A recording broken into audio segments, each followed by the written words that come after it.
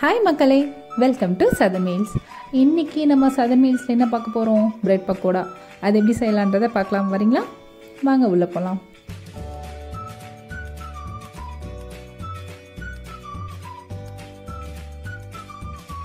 ஒரு பவுல் எடுத்துக்கோங்க. பவுலில் ஒரு 4 பிரெட் ஸ்லைசஸை போட்டு 1-2 பிசைஞ்சு விட்டுக்கோங்க. அடுத்து மறக்காமல் இஞ்சி சேர்த்துக்கோங்க. இஞ்சி தான் நல்ல டேஸ்ட்டை கொடுக்கும். நீளமாக அரிஞ்சு வச்சுருக்கிற பெரிய வெங்காயத்தையும் சேர்த்துக்கோங்க. ஃப்ளேவருக்காக கறிவேப்பிலை சேர்த்துக்கிறேன். 1/2 கப் அளவுக்கு மட்டும் கடலை மாவு சேர்த்துக்கோங்க. கொஞ்சமாக மிளகாய் தூள் சேர்த்துக்கிறேன்.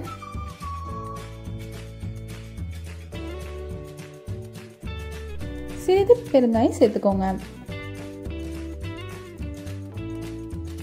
தேவையான உப்பு,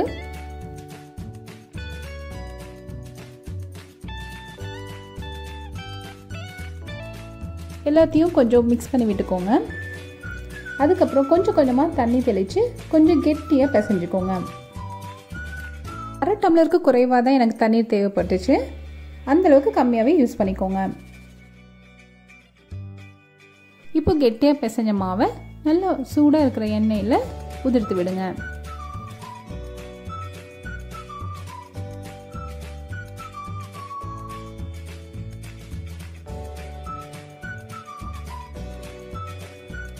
யூஸ்வலாக ப்ரெட்டை வச்சு பஜ்ஜி தான் போடுவாங்க.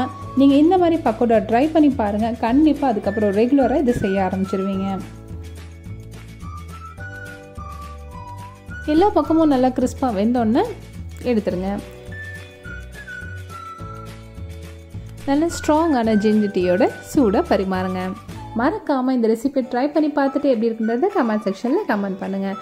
என்னோடய ரெசிபிஸ் உங்களுக்கு பிடிச்சிருந்தா லைக் பண்ணுங்கள், ஷேர் பண்ணுங்கள். மறக்காமல் சதன் மீல்ஸ்க்கு சப்ஸ்கிரைப் பண்ணுங்கள்.